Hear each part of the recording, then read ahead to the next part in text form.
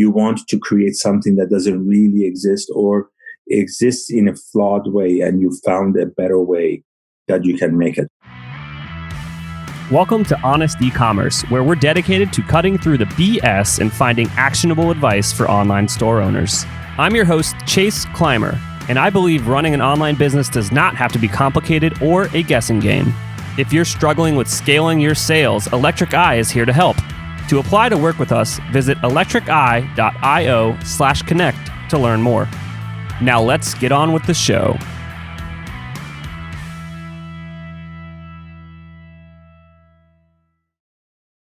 All right, everybody, welcome back to another episode of Honest Ecommerce. Today, we're welcoming to the show another amazing founder, Dr. Kourosh Maddahi, the founder of Lumineux Oral Essentials. Welcome to the show, Doctor. Thank you so much. Thank you for having me. Oh, I love having founders on, and I would have to go back and look, but I think you might be the first doctor I've interviewed, so you get that title. Oh, wow. That's great. Thank you. I'll take it. So I guess let's kind of just get into it and start at the beginning. Obviously, I'm assuming you, in the beginning, did you assume that you were going to start an e-commerce business alongside your practice, or kind of how did this idea evolve? Yeah, so I have been involved in creating companies before. So I created a digital marketing company. I had created a sort of a background checks on doctors type of a company. So creating companies I have done before, but I had never thought of creating anything on the e-commerce world or creating something that would be a consumer packaged goods, a CPG company. Never thought that would be in the personal care type of a products for consumers. And how the whole concept came about is that I've been a practicing dentist in Beverly Hills, California for 33 years. And I kept having problems and issues with the treatments that I was providing to my patients in terms of the products that were out there. So one of the main issues was the chronic inflammation, so bleeding gums. And there were many patients that we couldn't really handle the bleeding gum aspect of it, or they had dry mouth, and we couldn't really handle it. And I started to look into the different products that are out there. And I used the ones that are FDA approved to the major brands to natural products. And no matter what I was using, there seemed to be something missing, something not working. And I really got into the whole concept of looking at the products and their ingredients. And all I was trying to do was help my own patients. I wasn't thinking about packaging anything for anybody else. So I started my journey and started to look into the ingredients, and I started to talk to different researchers. And then there was one particular colleague, his name was Dr. Nozari, who happened to be the former chairman of the Advanced Perio, which is the gum surgery department at USC, University of Southern California. And I asked him about, what do you give your patients? And he was talking about sea salt with water. And I was quite amazed by it. I said, sea salt with water, you're a famous gum surgeon in Beverly Hills, and you give sea salt with water to your patients. Well, what's the science behind it? I've always known about sea salt and all that, but what's the science? And he started to tell me about the 10-year study he did and how he was able to treat homeless kids in Manila that were suffering from gum disease by having them rub sea salt on their gum twice a day. And he followed them for 10 years, and the disease had stopped, yet the bacteria was still there. So I started to look into sea salt, and then as I researched the different salts, I found that dead sea salt has the highest level of minerals, which is 86% mineral. And that became the signature ingredient. And then I researched some more, and organic aloe vera, and some organic mints, such as wintergreen mint and peppermint and these type of things. And I came up with one formulation that I mixed in my own conference room. And I started to give my patients that mouthwash.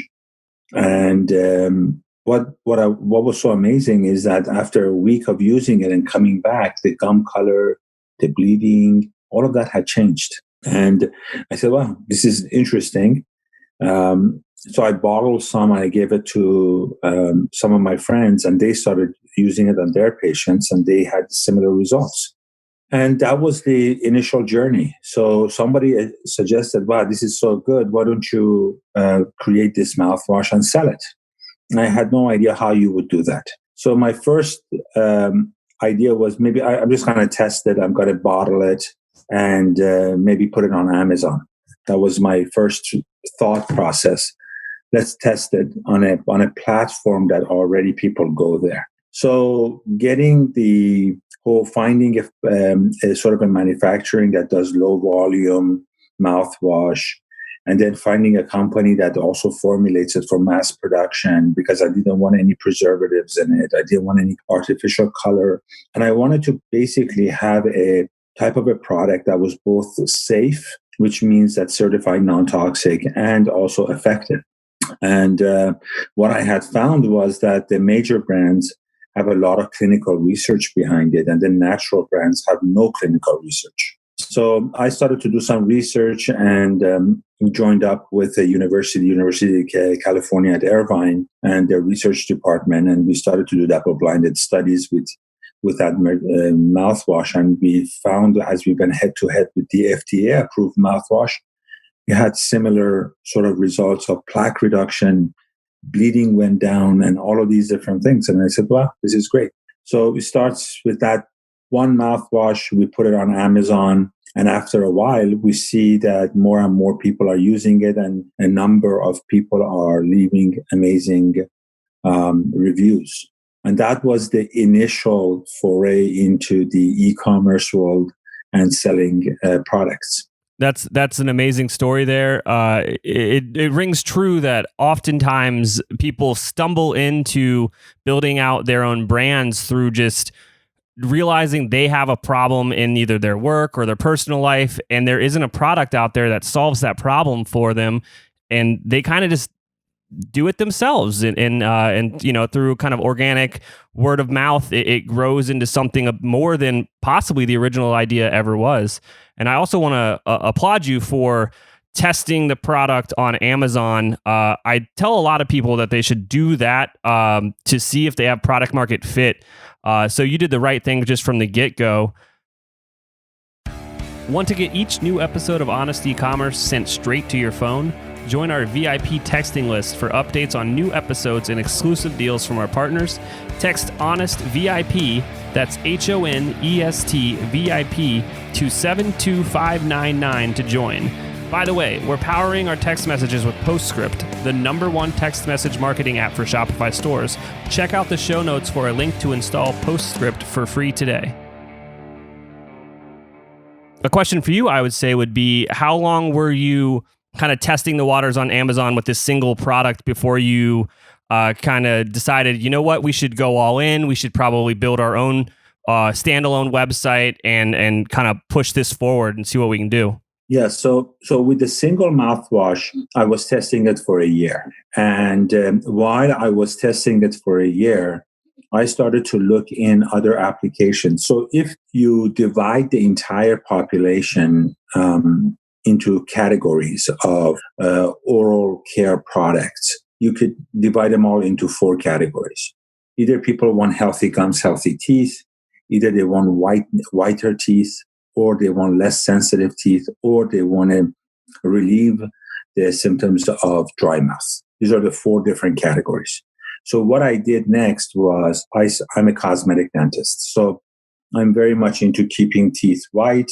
And what I saw also as an opportunity is that since the sort of the explosion of Starbucks, the amount of staining on people's teeth had increased tremendously. So people are drinking more coffee, they're drinking more tea and green juice, and some of these red juice and juicing and all of these things, and blueberries and blackberries and red wine.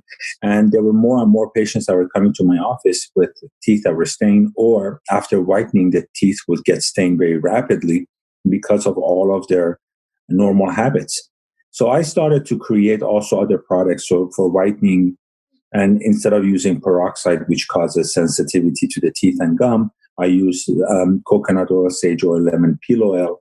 And for sensitivity, we increased the amount of Dead Sea salt minerals in our mouthwash. And then for dry mouth, I used, besides my other ingredients, also coconut oil, grapeseed oil, and cayenne pepper oil. So what I did was, after the first year, I introduced my second product with a toothpaste, which was the whitening one. So again, we are testing now another concept. And then the whitening concept, that started to catch on much more rapidly than the first one. So we were doing quite well with our first mouthwash, but the whitening concept, whitening without the sensitivity, seemed to be something people were looking for. So during my second year, I came up with the whitening and the sensitivity. And then in the third year of Amazon, I came out with the dry mouth. One major problem that we ran into with Amazon was that we were also trying to get into some of the retailers.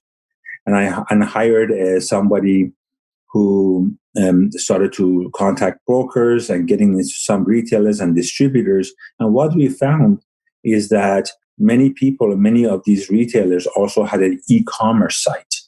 And they would buy my product and then compete with me on my Amazon page.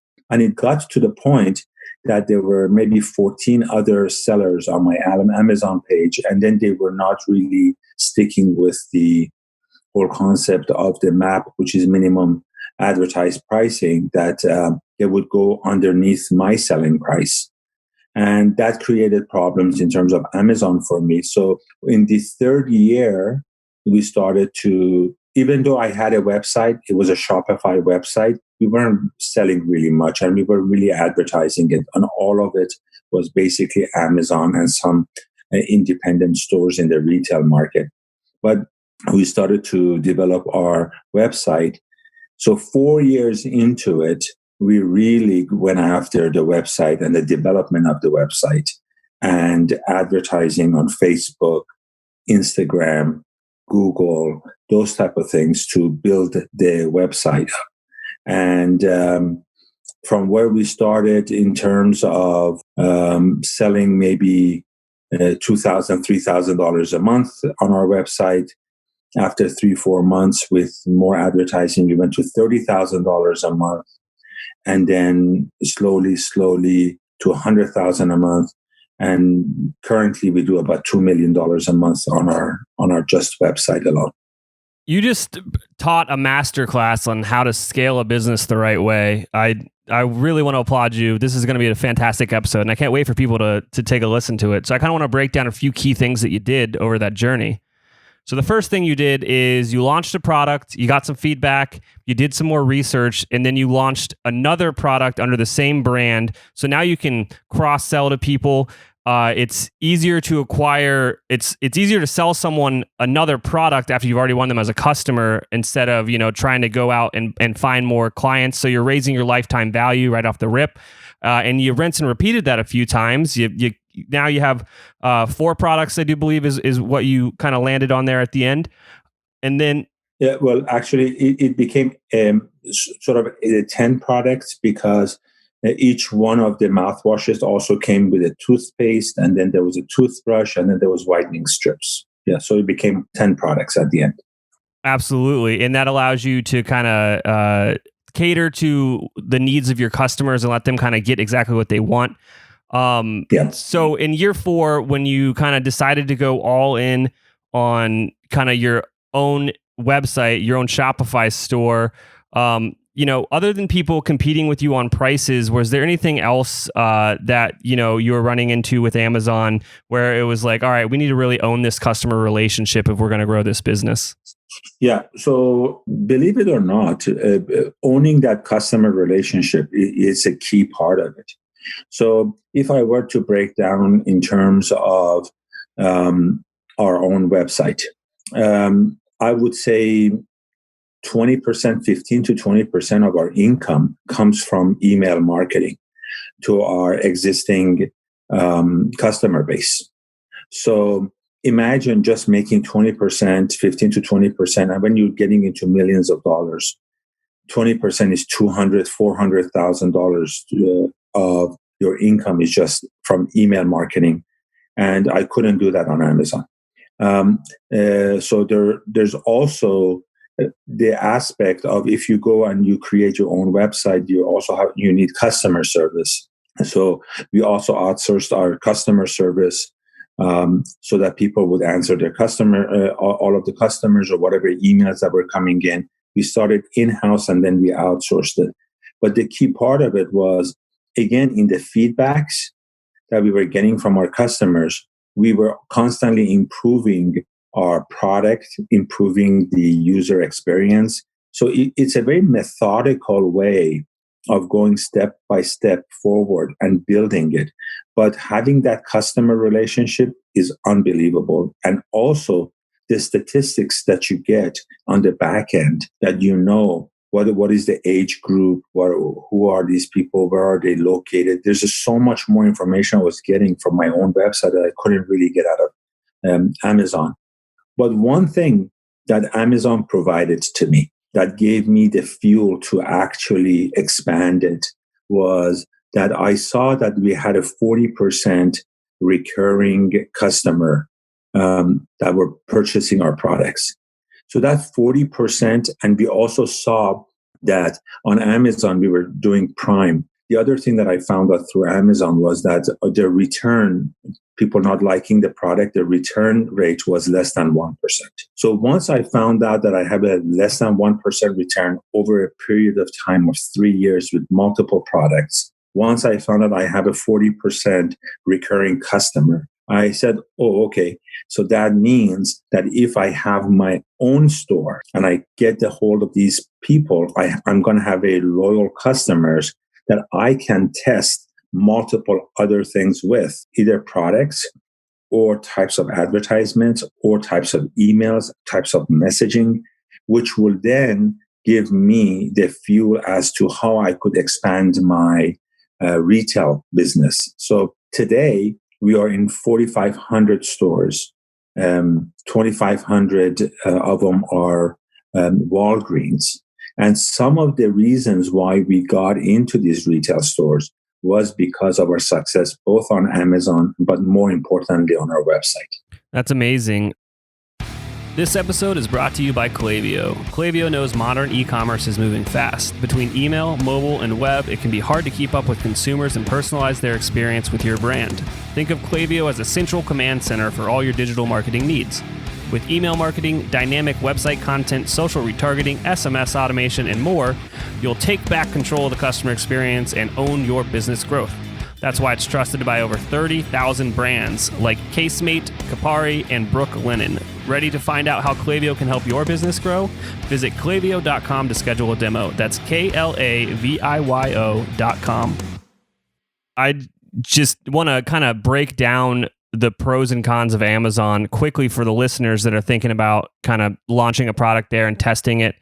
I hear people say, if you're going to try Amazon, maybe try it under a different brand name than what you're going to run on your own website, just so you're not competing with yourself. If you really want to get that product market fit figured out. But essentially, when you test things on Amazon, Amazon owns the customer. You are just selling through their marketplace. That's not your customer. It's Amazon's customer. They're just selling your good for you. So you don't get any of that analytic information other than kind of the few keynotes that was shared just now. But what you can do on a website that you own, like a Shopify store, is you can create a superior customer service interaction. That's what you have to do. You have to outclass Amazon with your customer service. You can create your user experience to be so polished and dialed in for your target customer, where Amazon's all cookie cutter. It's the same thing. And obviously you get access to all of those analytics and you own that customer relationship, so you can build out amazing retargeting journeys through email or Facebook or what have you. So yeah, I can't agree more. Is there anything else that you'd like to share about kind of making the jump over to having your own Shopify store, or just owning your own independent business, not being relying on a big marketplace like that? Right. So what you were talking about in terms of pros and cons. So now I've been into this business. Now this is almost going to be my 6th year this October. And I'm going to tell you, in terms of profitability on Amazon, we have a better profit margin because we're not really paying for customer acquisition on Amazon. And our shipping rates is much lower through the Amazon as well. What we did to really increase our Amazon business also was, how you just mentioned with regards to selling something that's on your website but not on the Amazon. What we did was we sold things that are on Amazon and on our website, but not on retail. So retailers and people that were buying through distributors could not sell certain configurations. So I want to tell you, we created a whitening kit that has a mouthwash, toothpaste, whitening strip, and a toothbrush. That's both on our website and on Amazon, but no, you cannot buy it anywhere else. And we created a whitening strip pack that has higher numbers of whitening strips that is only on Amazon and on our website, but nowhere else. And what we found is that how we could stimulate the growth on both platforms. There are people that trust the Amazon platform more than anything else, more than your own website. So those people, they would get our advertisement, they would go to our website, and then they would buy on Amazon. We didn't want to lose those types of customers because they had loyalty to Amazon and they trusted Amazon more. But also we had an influencer program that would give certain discounts to people that would go on our website and would buy it on our website. So we could do more of sort of promotional actions on our website, and then we stimulate the growth on the website, and then we will lose certain people that would go and buy it on Amazon. So when we actually changed this format, that we were getting the customer either on Amazon or on our website, all of a sudden our sales grew much more rapidly as well. So there are ways that you can have an Amazon type of a platform, and you can also have a website platform, and both are growing through very creative types of marketing because there's a customer preference for Amazon and the Prime as well. So we got to keep in mind that you use some of the customer experience, the interaction, some of the data that you might need, but at the same time, there are some people that just trust that platform better. And it's a more profitable platform when you're building a business. So how do you and how can you slowly transition, but keeping in mind, wherever the customer wants to buy, you want to sell them that product. Yeah, that is key. It's just sell people what they want. And that goes across any industry, any type of business, really. Is you got to learn how to sell people what they want. I like that idea, though. That's a very interesting take on having certain products only exist on Amazon and on your website, and not having wholesalers have access to it or retailers. That's a very interesting strategy. And I hope that people that are kind of dabbling in both marketplaces and on their own personal store kind of take that to heart and kind of build a creative way to implement that as well. Let's be honest today, all of your customers are going to have questions. And what are you doing to manage all those questions? Do you have a help desk for your business? One of our sponsors of today's episode is Gorgias, and Gorgias is the #1 rated help desk for e-commerce. It integrates seamlessly with Shopify. We have installed it on a bunch of stores. It's also used by brands like Movement and Rockies. And what it does is it takes all of your customer insights and information, brings it into one amazing dashboard so you can solve their problem as quickly as possible. If you want to give Gorgias a try, visit gorgias.link/honest. That's GORGIAS.LINK/HONEST to get your second month free.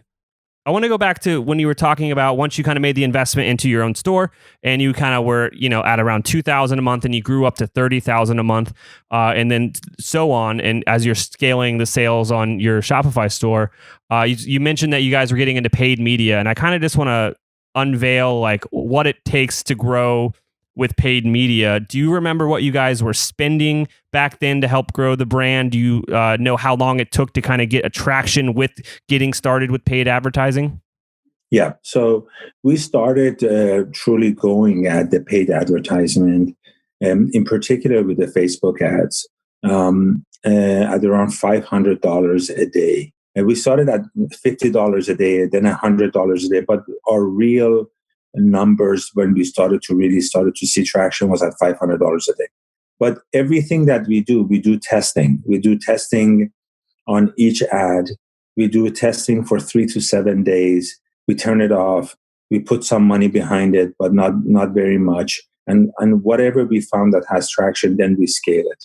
And so there is quite a bit of money that needs to be invested into the paid advertisement and also the Amazon PPC for its organic ranking. So we would spend very little in terms of the Amazon PPC, but still $1,000, $2,000 a month, $3,000 a month sometimes.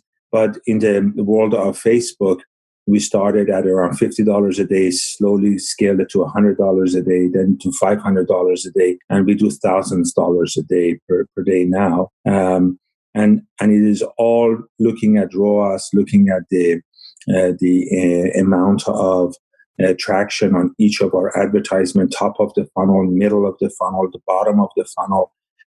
You really have to be very savvy because otherwise you're going to lose a lot of money in this. So if I were to break down the thought process, you cannot go into a consumer packaged good because you want to make money. You have to go into it because you're trying to solve solving a problem. This is a solution to a problem that people can think with, can understand. You want to create something that doesn't really exist or exists in a flawed way, and you found a better way that you can make it. So the product has to be good. Once you even have the most perfect product, that's 10% of the way. The other 90% is the promotion, marketing, advertising, partnerships, and things like that. And how do you do that? How do you come up with the correct packaging? How do you come up with the correct name? How do you do correct testing? So again, once you have a product that works, testing that product and talking to people and finding the key phrases as to how they describe your product becomes the testing of a message that you start to test at a very low levels. And then as you see more and more traction on a more profitable platform such as Amazon, and you want to scale it higher and higher, you go to Shopify, and then you get also influencers, social media marketing, that type of a thing. People talking about your product, people posting about your product, people commenting about your product. You start to build a very amazing review system. So reviews on Amazon, you got to monitor it constantly, figure out what it is that people don't like about it. You want to be four star plus on Amazon. That creates a lot of things. You want to spend a little more money on the PPC to bring your organic ranking up. And then you want to have good customer service and sending the products on time and not running out of supplies and everything. And then once you have all of these things, you slowly increase the paid advertisement. Everything is with tests and monitoring. And so many times, things that worked for a month didn't work after 2 months. You go back to the drawing board. You reanalyze. You get more creative in terms of your advertising. You're constantly making sure that the advertising that you do doesn't create creative fatigue. That means that people have seen it too many times. So you have variety of things that are being done. But a lot of these things we did in-house. We did it very cheaply, but we had very creative people that knew how to do some of these things. So it becomes a real company, it becomes a real organization. But it all started with the thought of creating a product that wasn't really out there.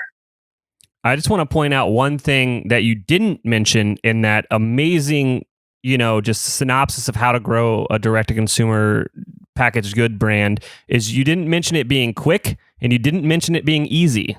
Yeah, there is nothing quick and easy about this. If anybody thinks that they're going to become rich fast with these systems, or they look at these courses and think that they're going to build an Amazon business and they're going to have a lot of money, they're in for a big surprise. So even if you're doing well, that competition can come in or other things can come in. I own my own brand, so nobody can really compete on my own product. But if you can imagine, if you are getting a product just on Amazon, that there's other similar products to it on Amazon, how much more difficult that's going to be. And if you do really well, other competitors are going to come because the back end numbers of how well your business is doing, you can get through different software programs. So there's going to be competition. You can never rest. Direct to consumer business is a costly business because of customer acquisition is expensive. Keeping the customers is not easy. And also the advertisement is expensive. So, but if you build a model and you build it because people are subscribing to your products, and over time, there's nothing like it because automatically people are coming in and buying it.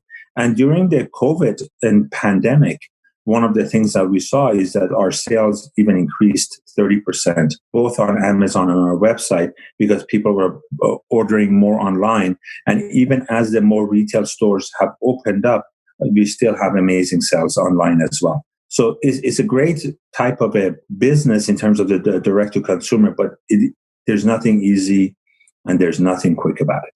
I cannot thank you enough for coming on the show. This has been amazing. It's just so action packed. Is there anything I forgot to ask you about that you want to share before we go? No, I think we've talked about everything. I again say that you got to be patient. You got to be persistent. You want to have your eye on the goal and keep testing things. And don't jump into the water too fast, but continue to test until you get traction. And once you get traction, put money and investment behind the advertisement. And if people are curious about the brand, where should they head? Yeah, so they can go on oralessentials.com. So one of the things I did with my products, we have now 51 clinical studies. So it's a serious product in terms of all of the research that's gone into it. We're the only certified non-toxic oral care product in the world. And we're the only one that has been able to whiten teeth without the hydrogen peroxide in clinical testings. And all of the studies are also on oralessentials.com/studies. And that's where you can go. You can see the different products. We're always in the habit of updating our website. We're going to be coming up with our new website in about a month or two. We're investing heavily in terms of some video properties to explain to people why you shouldn't kill your microbiome with antiseptic mouthwashes. And so there's a lot of things, a lot of information that's on that website, and there will be even more on the website as well. Awesome. Thanks for coming on the show, Doctor. Thank you so much. I really appreciate it. I cannot thank our guests enough for coming on the show and sharing their journey and knowledge with us today. We've got a lot to think about and potentially add into our businesses.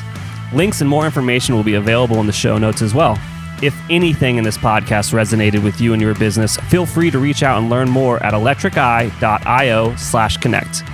Also, make sure you subscribe and leave an amazing review. Thank you.